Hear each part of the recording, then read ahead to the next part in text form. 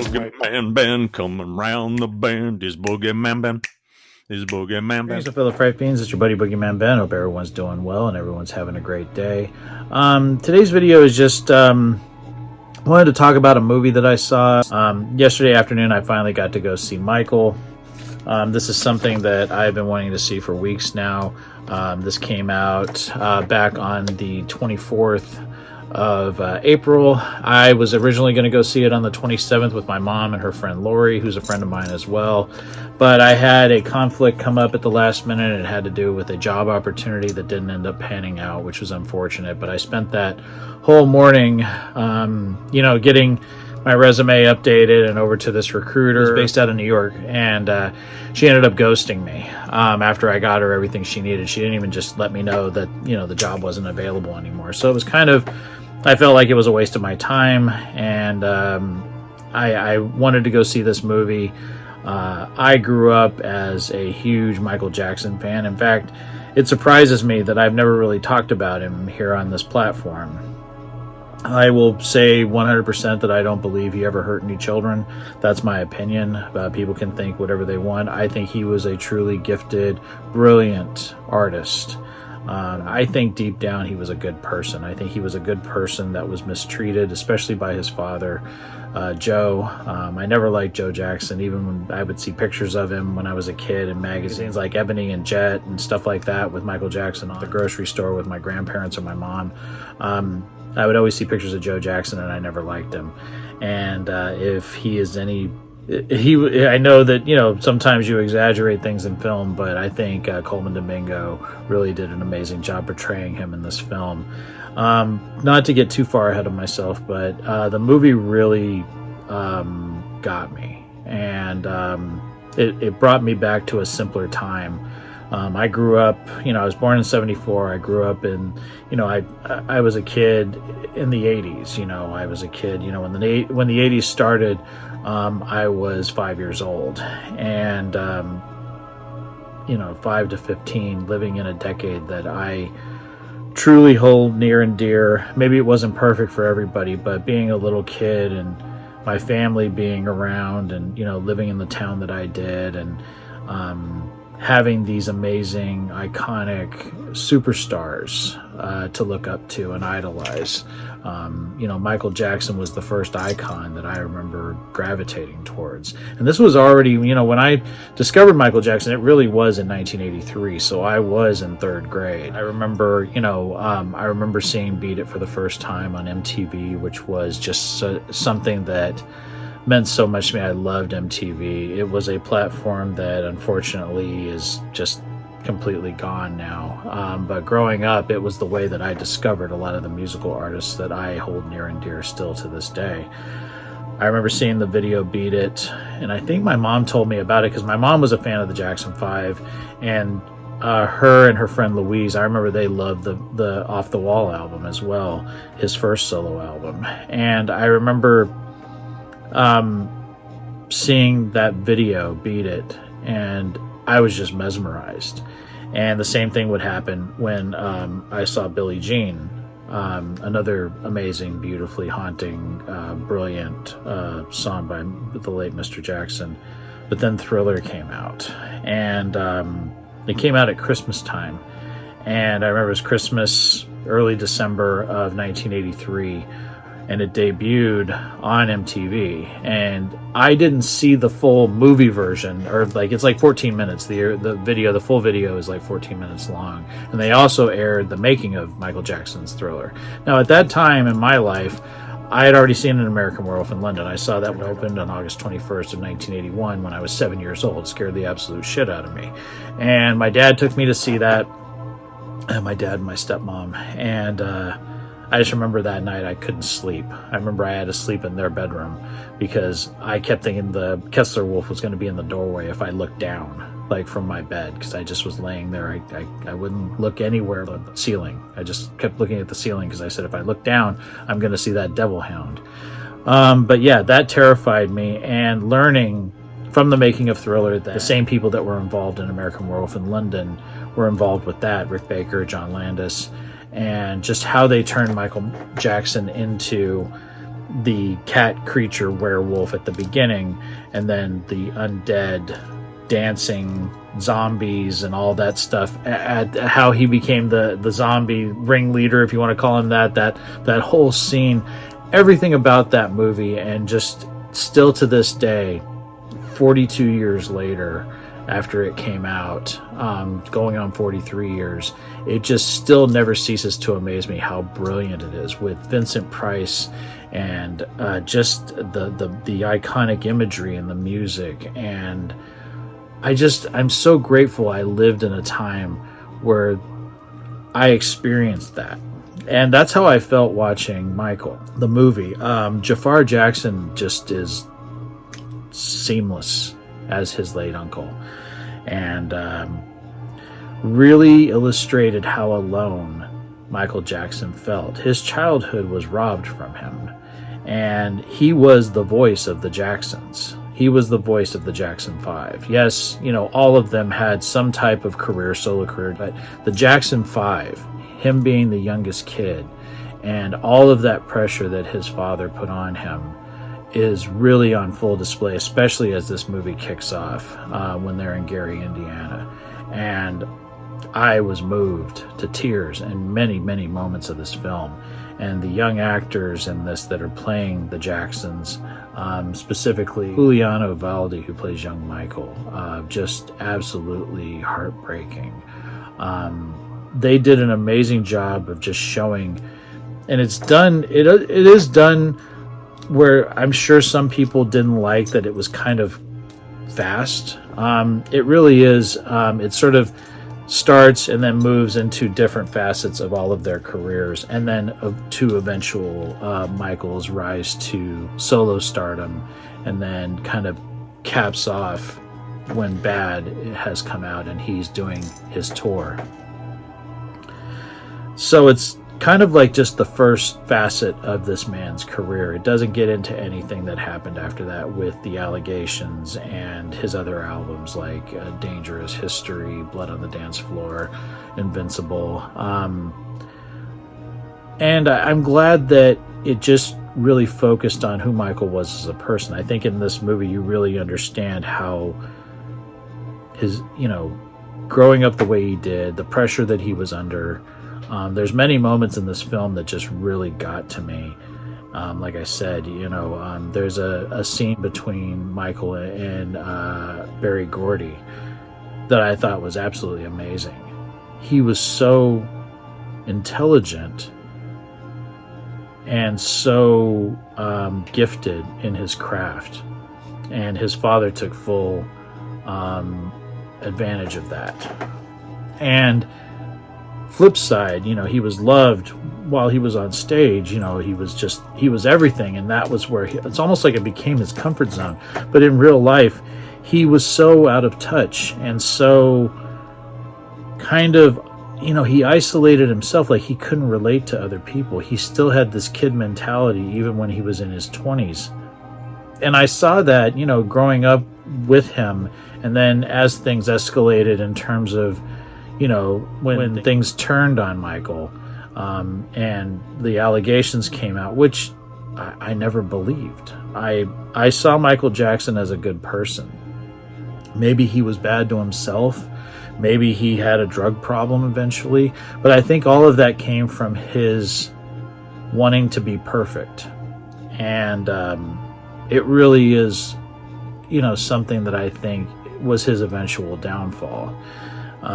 When he passed away in June 25th of 2009, I was working in San Francisco. My wife and I had come back from lunch, and we worked in a building that had a giant monitor on the wall that would show the news and things like that, stocks, things like that. And I just remember them flashing that Michael Jackson had died.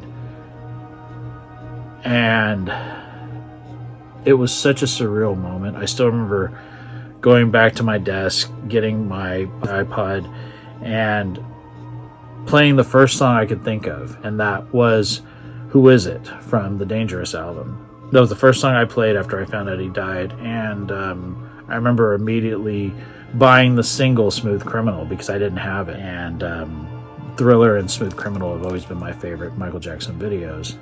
And it didn't seem real. He was only 50 years old. He was 2 years younger than I am now when he died. And I think that's what really hit hardest when I watched this, is showing that he was such a caring man. And even, you know, it shows what happens after the burn, where he was burned during doing that Pepsi commercial that was leading up to the Victory Tour that was going to prove to be the Jacksons' last tour together. And his dad was still trying to push for him to go back out there, despite the fact that he had nerve damage from that, and it was something he didn't want to do. And that the only people he could relate to were children. They show a few scenes of that, like where he's in a toy store and all these kids start coming up to him and he's signing like the things they're buying, whether it be a video game or a basketball. And that he was still in that child mindset. Like, he hangs out with his mom all the time and watches television, like the Three Stooges or Charlie Chaplin. He reads Peter Pan all the time. And the fact that he would go to the hospital and just bring gifts to kids. You know, it's like, I don't see, I feel like we destroy in this country, in the world, we destroy people that we don't understand, and we try to find fault with them. And like I said, I didn't know Michael Jackson personally. I just loved his craft. I loved his music. I love, you know, that Thriller was the thing that really spoke to me, because it was in a time where I was becoming a horror fan, and Thriller is one of the things that contributed to my love of the genre. It was. But just from there, but anything else that he did, I just was fascinated by him. And you know, we have a lot of horrible people in this world, and some of them are in our government right now here in the United States. I've seen the horrors of people and heard about them, and it's right there on for us to see. And it's disgusting and it's horrible. And I never believed Michael Jackson was that kind of person. And I feel like he was exploited, he was taken advantage of, not just by people that pretended to be his fans, people that were looking to get something out of him. And his father was someone that was looking to get something out of him too. And he pushed him to the breaking point. Even after he passed, they were still trying to push out the footage that he had been shooting for that upcoming tour he was going to do in Europe. And they made that movie, This Is It, like a documentary about it. And I never wanted to watch it, because I was like, how could he just died? But you saw elements of that in this film depicted by Coleman Domingo's performance of Joe Jackson. And I guess where I'm going with this is that I was alone a lot as a kid. Despite the fact that I loved my childhood, I look back so fondly on the people that are no longer in my life, people that have passed on, and people that I miss, like my grandparents on both sides, my friends, you know, that I don't see anymore. You know, some have moved away, some we just lost touch, which happens as you get older. It's like the line in Stand By Me, you know, friends come in and out of your life like busboys at a restaurant. And I think that's completely 100% true. And you don't realize that when you're a kid, but it is true when you become an older man or an adult. But I was alone a lot because I had a single mother, and child abductions were becoming, you know, really reported on where I lived, and, you know, the Bay Area here. And, you know, my mom made me stay in the house a lot. And that's how... You know, that's why the stuff around me, music videos from MTV, things like Thriller, or movies like Salem's Lot, or, just cartoons, comic books, things like that. That's what got me to where I am. And it really was an amazing time, though, because I feel like all of the people that I admired really had a talent. And that's not something you see nowadays. People become famous for almost anything now. Michael Jackson was a powerhouse in terms of his talent. This album alone is just incredible. And it's just one of the amazing albums that he did. Just one of the collections of songs that he did. I still remember my mom playing this in the car, taking me to school. And I went to Catholic school at the time. In fact, when Michael Jackson's Thriller came out, I was transitioning from public school to private school because I had had so many problems in public school. primarily because of my dad and my stepmom breaking up. My dad would remarry again, and my second stepmom, he's been married to her for 42 years this month. So, I think about, that's great for them, but when him and my stepmom, Janie, broke up right before I was 9 years old, it really messed me up because I thought I broke them up. And so I started doing bad in school. They were not getting along, and I started having like really bad anxiety. I broke out in hives. I wasn't concentrating in school, and it kind of followed me from 3rd grade to 4th grade. And in 4th grade in public school, I just was having a hard time. And my mom had an opportunity to get me into a private school, and I still remember taking the test and everything. And I transitioned mid 4th grade year into private school, and that's where I remained until I graduated from 8th grade, and then went back to public school in 9th grade. But Michael Jackson was kind of somebody that it was kind of like it was just somebody that calmed me down a little bit. And it was also someone that excited me in terms of how talented and amazing he was with his dance moves and the music that he created. And I think that about all of the icons that I grew up with. And some people might not see these people as icons, but Anthony Perkins was somebody I really gravitated towards, and that would be in 1984 when I would see Psycho 2 for the first time. Donald Pleasance, Dr. Loomis, he was someone I really became a fan of because of my grandmother, and I really got into him around this time too, around like 1983, 1984, when I was like becoming a fan of the Halloween movies. And the cast of Salem's Lot, I love every one of them. Everybody that contributed to that film means so much to me. And as I got older, it's like it would move to Eddie Murphy, and then Chevy Chase, John Candy, Robin Williams. Yes, they're not horror, but they were just people that I just loved, and I loved everything that they did. And Michael Jackson was kind of the launching point for me idolizing people that had amazing talents. And I'm glad I grew up when I did. I'm glad that I had these people in my life. I'm glad that I have these memories and their legacy to carry on. Some of these people that I idolized are gone now, and that's why I feel like my channel is important. I don't feel like I'm a celebrity in any way, and I've never tried to pretend that I am. I'm just someone that has a platform that likes to bring back these good memories and make sure that people are aware that, these people mattered. Michael Jackson's been gone almost, 20 years, which is crazy to think about. And I think this movie has kind of helped bring back, awareness of just what an amazing person he was, what a talent he was. Again, this is a movie. This isn't telling everything that was going on in his life at the time, but it's something that I wanted to see. And I'm saddened that so many people wanted this movie to be sort of an exploitation piece that kind of, placated on all of their preconceived ideas of who he was. And I think really deep down, he was a good man. He was a good man that just wanted to do what he wanted to do, and was so controlled for so long by his overbearing father. I completely am so grateful that I saw that movie. It really made me happy. It made me sad. It made me reminisce about better days and times. I hate the time I'm living in now.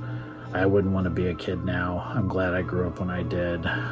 Good, bad, or indifferent times, we all have times in our lives that, define us. We all have times in our lives we'd rather forget, but I'm grateful for the times that I was a kid, because it really was special, and it's something that I love to go back to and reminisce about.